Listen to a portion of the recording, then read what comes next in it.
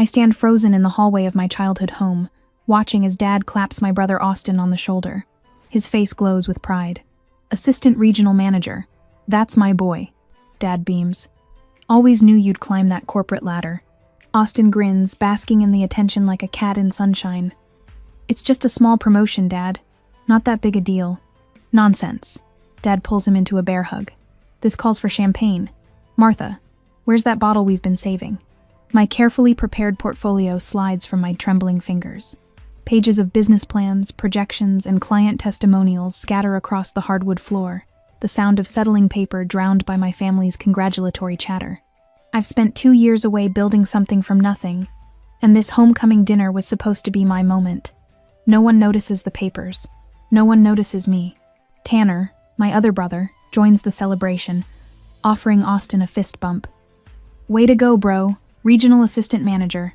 Assistant Regional Manager, Austin corrects, laughing. Dad catches my eye across the room. For a fleeting second, I think he might acknowledge me.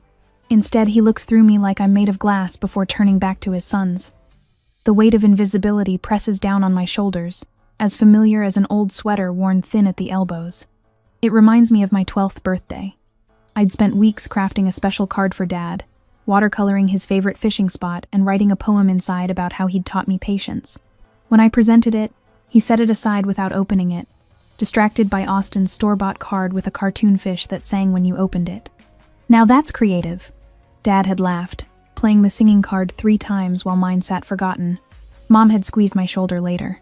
Your father just doesn't understand creative things, honey, she'd whispered, as if that explained everything. The pattern continued through high school.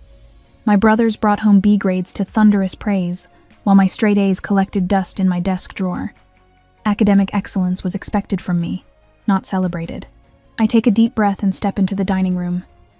The table is set with Mom's good china, a celebration spread waiting for us. I slip into a chair, straightening my blouse.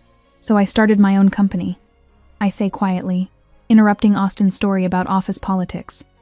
Conversation stutters to a halt. Dad's laugh breaks the silence. She still doing that artsy-techy thing? He chuckles, reaching for his wine. Stick with your hobbies, sweetheart. Leave the business world to your brothers. My hands tremble beneath the table. I curl them into fists, digging nails into my palms until the shaking stops. The familiar sting of dismissal burns, but something else rises to meet it, a cool certainty that settles in my chest. This will be the last time I seek his approval. This will be the last time I make myself small to fit in this house. Actually, Tanner, Mom says, rescuing the conversation with practiced ease, tell us about that coaching position you're interviewing for. Just like that, my announcement evaporates like morning dew. Tanner launches into a story about his potential high school coaching career while Dad nods enthusiastically. Austin adds commentary about sports management. Mom serves another helping of potatoes. My existence recedes from the room's awareness, a tide pulling back from shore. I watch them, really seeing the pattern for the first time. Dad at the head of the table, commanding attention. Mom orbiting him like a dutiful satellite. My brothers competing for the spotlight. And me, the planet they've all agreed to ignore. Every moment I spend here chips away at something vital inside me. Every dinner like this erodes my sense of self, my certainty in my own worth. The realization is both terrifying and freeing. I need to head out early, I say, standing. No one pauses their conversation except my niece, Austin's 6-year-old daughter, who looks up from her plate with curious eyes. I meet her gaze and see something unexpected reflected their recognition. She sees me. As I gather my scattered portfolio from the floor, I straighten my shoulders.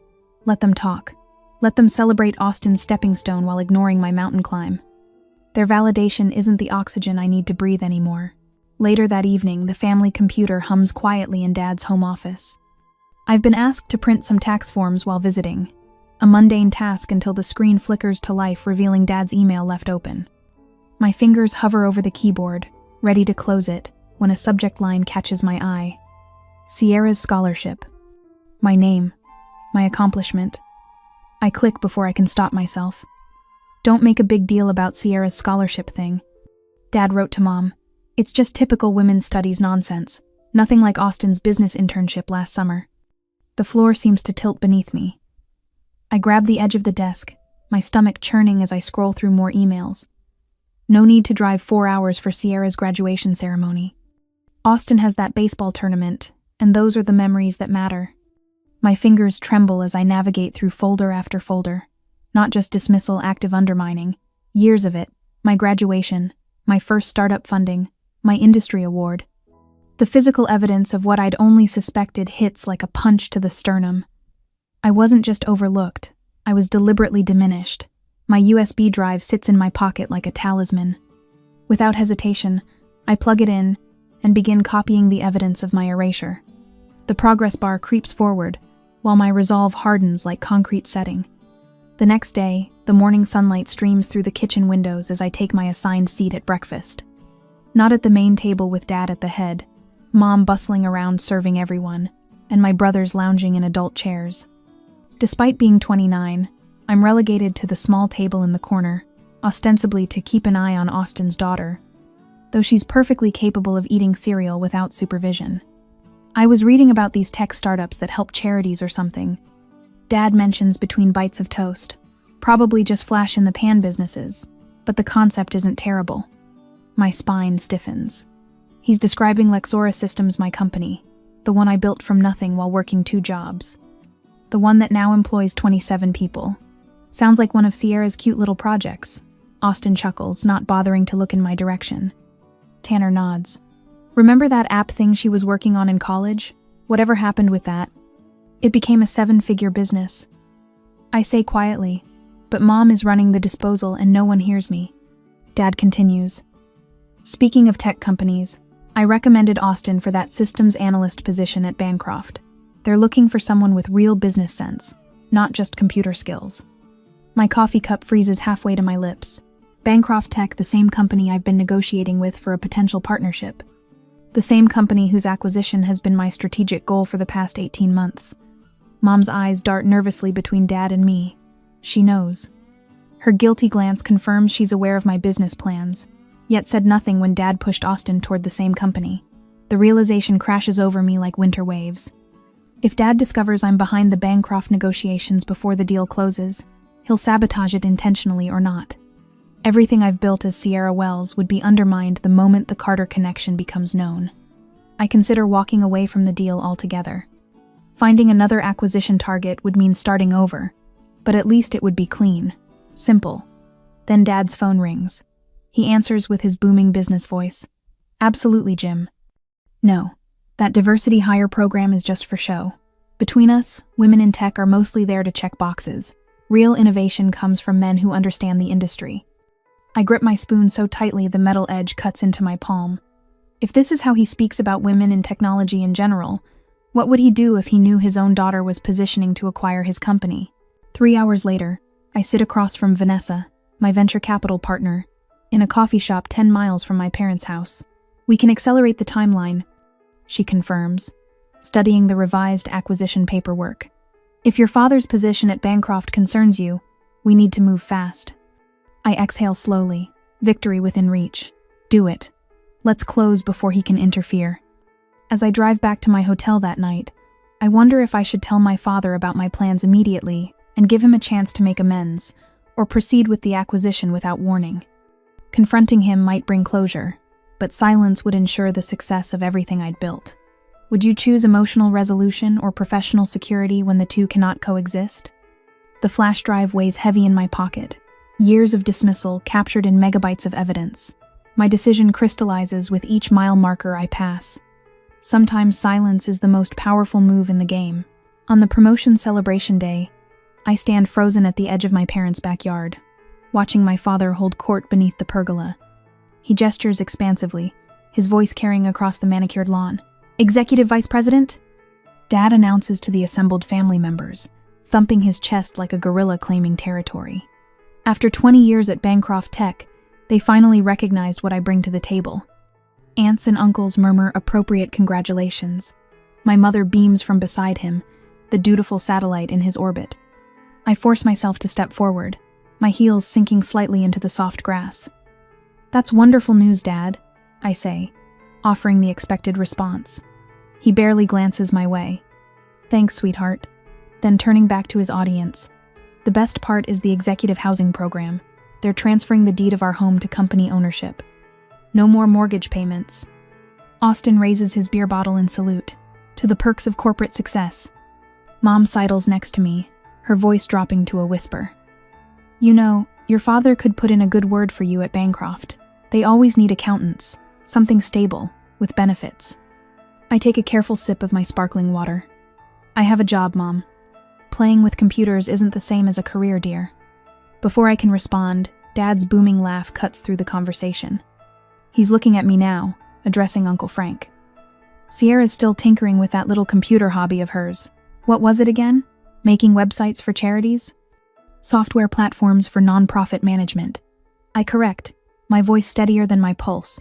Dad winks at Uncle Frank. See what I mean? Always been a dreamer, this one. The familiar sting spreads across my chest, but underneath it, something hardens. I think of the acquisition paperwork waiting in my hotel room, the signatures that will make Bancroft Tech mine. I excuse myself, retreating to the quiet of the guest bathroom. My phone buzzes with a text from Thomas, my lawyer. Wells Acquisition Corp paperwork complete. Need your signature by Wednesday to maintain timeline. The walls of my parents' house suddenly feel like they're closing in. I splash cold water on my face and stare at my reflection. The woman looking back at me isn't the invisible daughter anymore. She's the CEO who will own her father's company in less than 2 weeks. Back in my hotel room, I work through the night, reviewing contracts line by line. The air conditioning hums as I highlight clauses, make notes, and prepare counter-proposals. My eyes burn, but I push forward. Every signature brings me closer to the moment when my father will finally see me. My phone rings at 2 a.m. Dad's face appears on the screen. My stomach lurches as I answer. Sierra, why aren't you staying at the house? His voice sounds thick with whiskey. Hotel was more convenient. I lie, my heart hammering. I have early meetings. With who? Those charity folks again? I swallow hard. Something like that. Your mother wanted you to know Austin's daughter is having her birthday party Saturday. She's expecting her aunt to be there. Guilt twists inside me. I have to fly to Chicago tomorrow. I won't be back until next week. Always busy with that hobby of yours, he sighs. One day you'll realize family matters more than playing entrepreneur. After he hangs up, I stare at the ceiling, anxiety crawling up my throat like acid. What if he discovers who's behind the Bancroft acquisition before everything's finalized? My VC partner warned me yesterday. If Mark Carter figures out you're Sierra Wells, he could leverage his position to block the deal. I reach for my leather-bound journal labeled Silent Victory and document tonight's conversation, just as I've recorded every dismissal, every slight, every undermining comment for the past 2 years. Evidence of a pattern I'm about to permanently disrupt. Morning comes too quickly. I shower, dress, and meet Rebecca at the coffee shop across from the hotel. Her usual punctuality is a comfort in the chaos of these final days. She hands me a cup with a knowing smile. I look down to see CEO Wells written in her neat handwriting on the side. For what it's worth, she whispers, leaning close. Your father's company never saw you coming. For the first time in days, I allow myself a genuine smile. That afternoon, my mother calls. I'm alone in my apartment, surrounded by packing boxes. I've barely started settling in, and soon I'll be relocating to the executive offices at Bancroft. Sierra, Father's Day dinner is next Sunday. She begins without preamble. Your father specifically asked if you'd be there. Is that so? I fold a cashmere sweater with precise corners. He was just saying yesterday how disappointed he is that you never amounted to anything like your brothers. The sweater slips from my fingers. Was he? You know how he gets when he's been drinking. He doesn't mean it. Tell him I'll be there, I say, my voice calm despite the storm inside me. I have something important to share. That's wonderful, honey. Austin just got the Miller account at work, and Tanner's been offered the head coaching position at... I have to go, Mom. I end the call, cutting her off mid-sentence. Standing alone in my half-furnished apartment, I catch my reflection in the window. For the first time, I truly see myself. Not the invisible daughter seeking validation, but a woman who built something substantial without anyone's permission. I don't need my father's approval anymore. I just need his attention. And soon, I'll have it. The weekend passes in a blur of activity. Rebecca cancels her plans to help finalize the acquisition paperwork. My VC partner sends hourly updates from Chicago, where he's meeting with the Bancroft board. While my family enjoys their regular Sunday brunch, I'm orchestrating the takeover of their livelihood. We close the funding gap. Rebecca announces late Sunday night, her face tired but triumphant on my laptop screen.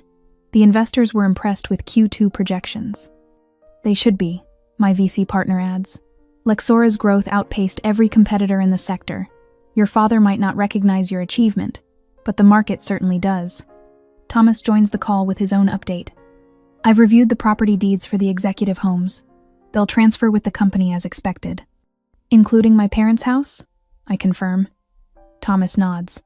As of next week, you'll own the roof over your father's head. I thank them all for their dedication, for believing in me when my own family wouldn't.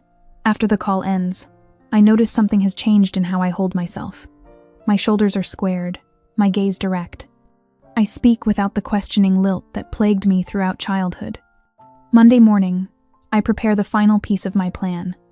Legal documents transferring ownership, sealed in a black envelope with my father's name written in silver ink. Tucked inside is a copy of his executive contract, with the termination clause highlighted. Employment may be terminated immediately upon change of ownership. My father built his career on overlooking me. Now I hold his career in my hands. Sunday arrives with clear skies and a gentle breeze. I park my newly leased Tesla Model S at the curb outside my parents' home, its matte gray finish drawing immediate attention. Through the living room window, I watch Austin do a double take, nudging Tanner and pointing. I gather the black envelope from the passenger seat and step out of the car, heels clicking purposefully on the walkway. The invisible daughter has arrived, and this time, everyone will see me. I walk into my parents' dining room with calculated precision, like a chess master approaching the board. My charcoal suit tailored to emphasize authority rather than femininity feels like armor. The small silver Lexora pin gleams on my lapel, a quiet declaration of identity most of them will overlook. Dad holds court at the head of the table, Austin and Tanner flanking him like loyal lieutenants. Mom flutters between kitchen and dining room, a perpetual motion machine of accommodation. Sierra finally decided to join us, Dad says without looking up from carving the roast. I take my place silently, observing how conversation flows around me like water around a stone. The familiar dynamic unfolds with practiced precision. Dad speaks. Everyone leans in. Austin mentions workplace politics. Tanner discusses local sports teams. Mom refills drinks. No one asks about my 2-year absence. When Austin mentions his promotion for the 3rd time, I methodically redirect. Tanner, how's the coaching position looking? I ask, making deliberate eye contact. He blinks, surprised at my engagement. Good. Interview next week. Dad clears his throat. Speaking of careers, big changes at Bancroft Tech. The board approved my executive promotion yesterday. Perfect timing. I reach into my jacket pocket and slide my business card onto the table, positioning it directly in Dad's line of sight. Congratulations, I say. Interesting coincidence, I've been working with Bancroft myself. Dad glances down, his eyebrows knit together as he registers the name. Sierra Wells, CEO, Lexora Systems. Wells? He asks, confusion momentarily cracking his confident facade. Professional name, I reply, voice level. For the past 2 years. Before he can process this, Austin jumps in. Let's talk about something important, my new condo. Dad helped me secure it through the executive housing program. My niece Lily, who's been quietly coloring beside her father, looks up.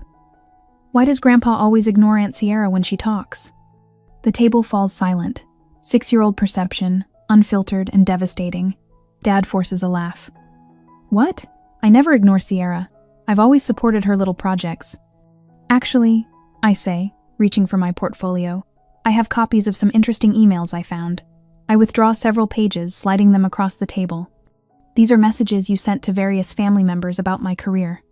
Dad's face pales as he recognizes his own words on the page. From Mark Carter. Subject: Sierra's business. Don't encourage her startup nonsense. She needs a real job with structure, not these artsy tech fantasies. Women don't succeed in tech without connections. Austin and Tanner lean over to read, eyes widening. Mom drops a serving spoon with a clatter. These are taken out of context, Dad sputters. There are 17 more pages, I say calmly, each more dismissive than the last. The silence that follows feels like a physical presence, heavy and uncomfortable. Dad shifts in his seat, eyes darting between the emails and my face as though seeing me clearly for the first time.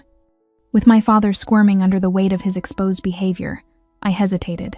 Should I present the ownership documents immediately, or allow this moment of realization to settle in first? Would immediate revelation be more satisfying, or would patience make the lesson more profound? My phone vibrates with a text from Rebecca.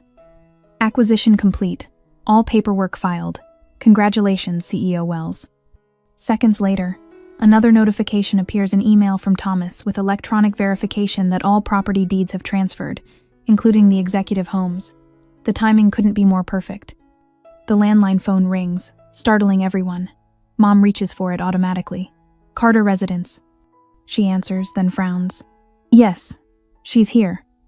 One moment. She holds out the receiver. Sierra, it's for you. Someone asking for Miss Wells, the new owner of Bancroft Tech? Dad's face drains of color. What? I take the phone, pressing the speaker button. This is Sierra Wells. Miss Wells, Jonathan Mercer, congratulations on finalizing the Bancroft acquisition.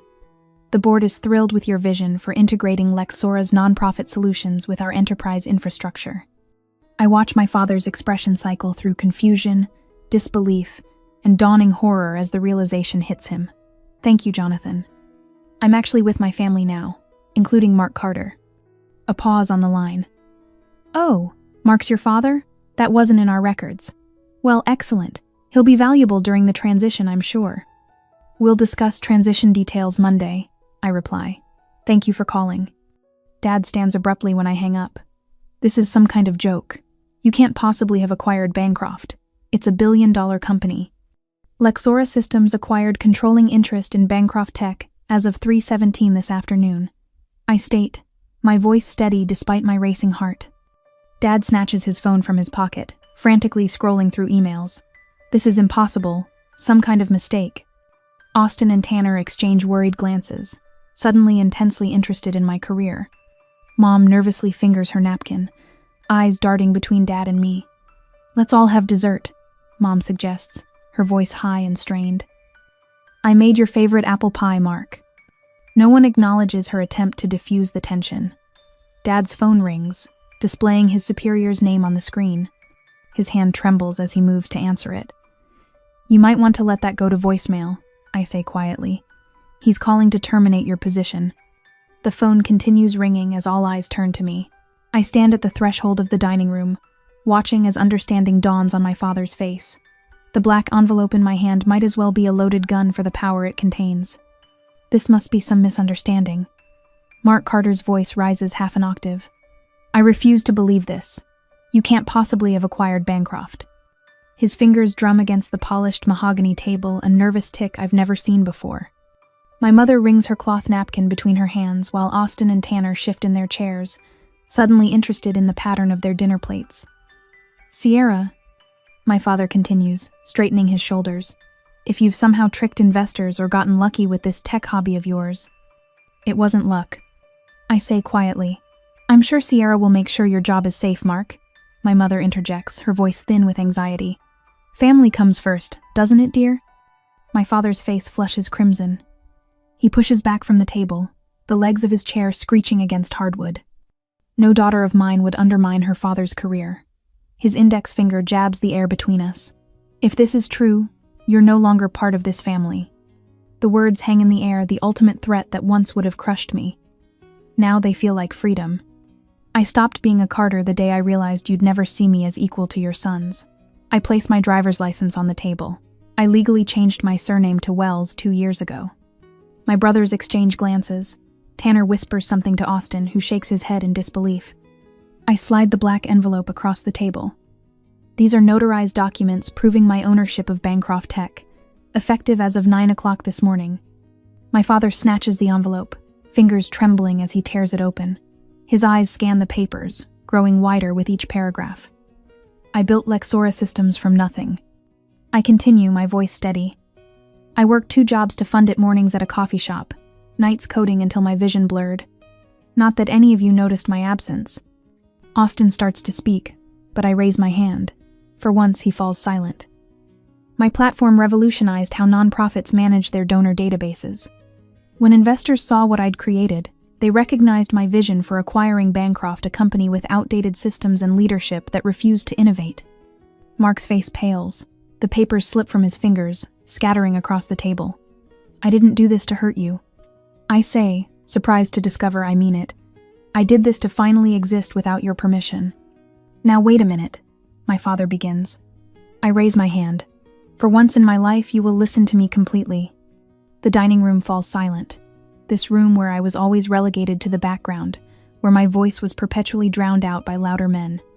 I walk deliberately to the head of the table, my father's traditional place, and stand there, resting my fingertips on the polished wood.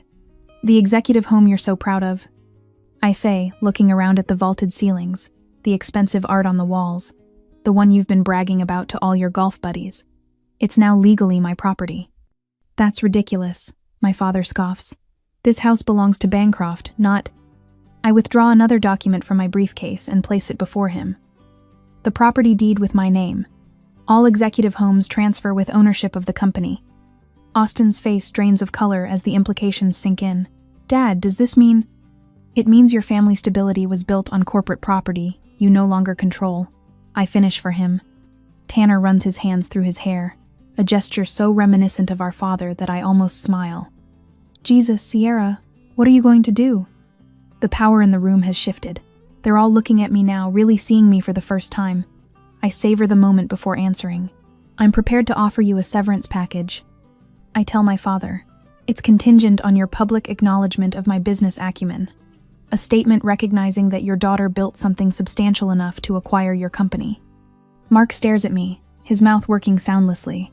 The great Mark Carter, speechless at last. Rumors are already circulating at Bancroft about the mysterious new owner. I say, gathering my briefcase. People are wondering about major restructuring. Will you let us stay in the house? My mother asks quietly. I don't answer. Instead, I place a business card on the table as I prepare to leave. If you want to discuss terms, call my office. For once, you'll need to wait for my availability. As I turn to go, my mother follows me to the door. She catches my arm, her touch light as a butterfly. I always saw you, she whispers, her eyes damp with tears, even when he didn't. I look at her, this woman who witnessed my erasure for years and did nothing to stop it. Seeing isn't enough if you never speak up, I tell her gently. Then I walk out the door, leaving them all in my wake. On the presentation day, the executive boardroom falls silent as I finish my presentation. 20 pairs of eyes remain fixed on me, waiting. A year ago, this moment would have knotted my stomach with anxiety. Questions? I scan the faces around the polished mahogany table, my voice steady, hands rise. Not with challenge, but with curiosity. They lean forward, eager to catch every word as I address their concerns about our non-profit support expansion. When Aaron from marketing starts to interrupt Linda from operations, I raise my hand slightly.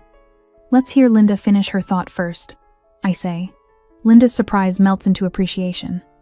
I've made this a standard practice, now ensuring the quieter voices speak before the room's natural dominators take over. The mentorship program for overlooked employees has become my signature initiative at Bancroft, with 3 success stories already moving up the ranks. Later at my desk, Rebecca delivers my afternoon coffee and places a pink envelope beside it. Special delivery from your niece, she says with a smile. Inside is a handmade card covered in glitter and wobbly letters spelling, "The best boss ever." A stick figure with curly hair stands beside a building labeled Auntie Sierra's Company. My throat tightens. I clear my schedule for 15 minutes and dial my niece's number. Did you get my card? Emily asks immediately. I did. It's the most beautiful card I've ever received. I tell her, meaning every word. I'm putting it right here on my desk where everyone can see it. When we hang up, I place the card in a silver frame next to my computer, not tucked away in a drawer like my childhood creations. That evening, Thomas arrives at my office with a nomination form for the Women in Technology Leadership Award. The committee has you shortlisted, he says, sliding the paperwork across my desk. I scan the form, then open my drawer and retrieve another application I completed earlier. I'm nominating Jenna from our development team instead. Her work on the accessibility features deserves recognition. Thomas raises an eyebrow. You deserve it too, you know. I smile, feeling a calm certainty. I don't need it. She does.